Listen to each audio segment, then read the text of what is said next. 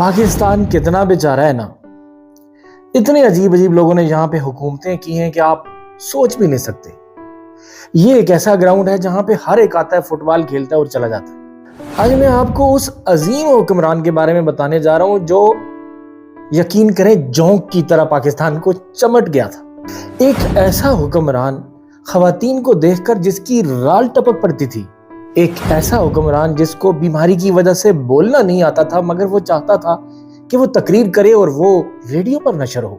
پاکستان کے ایک سابق وزیر اعظم گزرے ہیں جن کا نام تھا خواجہ ناظم الدین. ان کے دماغ میں یہ قیمتی خیال آیا کہ ایک بیمار اور مخبوط الحواس شخص غلام محمد کو گورنر جنرل بناتے ہیں. غلام محمد گورنر جنرل تو بن گئے لیکن اس کے بعد پاکستان کے ساتھ وہی کچھ ہوتا آیا جو آج تک ہوتا آ رہا ہے، یعنی پاکستان کی ایسی کی تیسی. ناظرین، جب خواجہ ناظم الدین اور ان کے دوستوں نے غلام محمد کو گورنر جنرل کے عہدے کا حلف دلایا تو اس وقت ان کی گفتگو اور کردار میں مخبوط الحواسی کے آثار بھی نمایاں ہو رہے تھے. وہ اپنا بیشتر وقت اپنی ایک غیر ملکی سیکریٹری مس رتھ بورل کے ساتھ گزارتے. اس کے باوجود ان کے اقتدار کی شدید بھوک اور پیاس تھی کہ ختم ہونے کو نہیں آ رہی تھی. غلام محمد کے مقاصد میں اولیت کا شرف ہوس اقتدار کو تھا اور دوسرے درجے پر صنف نازک کی طرف ان کا شدید رجحان تھا جو اکثر مریضانہ حد تک پہنچ جایا کرتا تھا. ناظم الدین کا خیال تھا کہ غلام محمد جلد ہی اپنی مہلک بیماری کی وجہ سے دنیا سے رخصت ہو جائیں گے، لیکن یہ سخت جان شخص مرنے سے انکار کرتا رہا. جب لیاقت علی خان پاکستان کے وزیر اعظم تھے تو برطانوی پارلیمانی روایات کے مطابق سربراہ مملکت نمائشی سربراہ تھے اور تمام اختیارات وزیر اعظم کو حاصل تھے. لیکن جب غلام محمد گورنر جنرل بنے تو انہوں نے تمام برطانوی روایات کو بالائے طاق رکھ دیا اور کاروبار حکومت میں وزیر اعظم کے اختیارات میں مداخلت کرنے لگے. گورنر جنرل جب بولتے تھے تو ان کے منہ سے رالیں گرنے لگتی تھی اور ان کا غوغیانہ صرف ان کی سیکریٹری مس بورل ہی کی سمجھ میں آتا تھا. مس بورل پاکستان کے گورنر جنرل کی غو گاں کو لفظوں میں ڈالتی تھی. گورنر جنرل کے لیے زیادہ دیر تک بیٹھے رہنا بھی ممکن نہیں تھا، اس لیے وہ اپنی اکثر ذمہ داریاں بستر پر لیٹے لیٹے ادا کرتے تھے. ناظرین، جب تک غلام محمد ملک کے گورنر جنرل رہے فوج ان کے شانہ بشانہ رہی. فوج کی اسی آشیرواد نے غلام محمد کو وہ طاقت اور بے باکی عطا کی کہ 2 مرتبہ انہوں نے قانون ساز اسمبلی توڑی اور وزرائے اعظموں کو فارغ کیا. اسی ڈرامائی کردار نے فوج کو باقاعدہ طور پر سیاست کے ایوانوں میں خوش آمدید کہا اور عدلیہ کو اپنی مرضی کا فیصلہ سنانے پر مجبور کیا. غلام محمد ملک سے بڑا ڈرامائی کردار پاکستان کی تاریخ میں کوئی دوسرا نہیں آیا.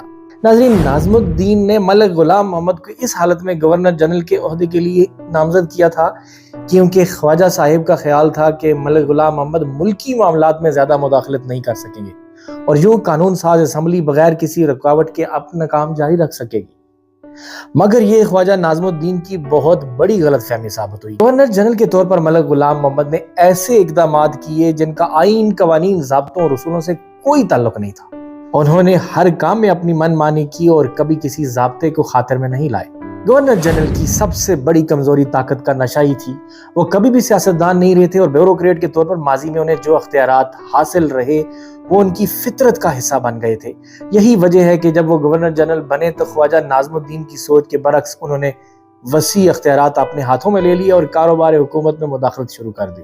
گورنر جنرل کو فوج کی حمایت حاصل تھی. پاکستانی فوج کے commander in chief general Ayub Khan ان کے ساتھ تھے اور انہوں نے حکومت کو رخصت کرنے کا فیصلہ ایوب خان کی معاونت سے ہی کیا تھا.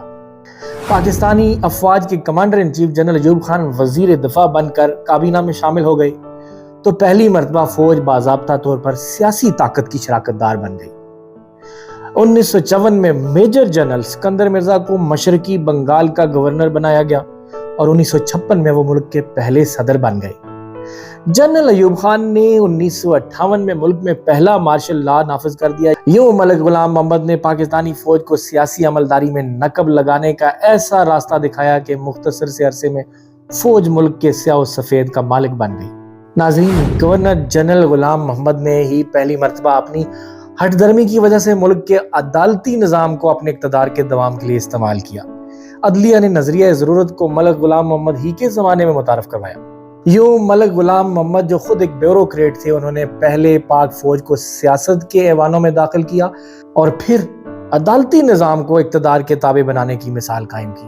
خوش آمدی سیاستدان اس سارے عمل میں ملک غلام محمد ایوب خان اور جسٹس منیر کے گٹھ جوڑ میں شامل رہے اور اس طرح ان چاروں طبقوں نے مل کر ایک مضبوط گروہ تشکیل دیا جس کا نام اسٹیبلشمنٹ پڑا۔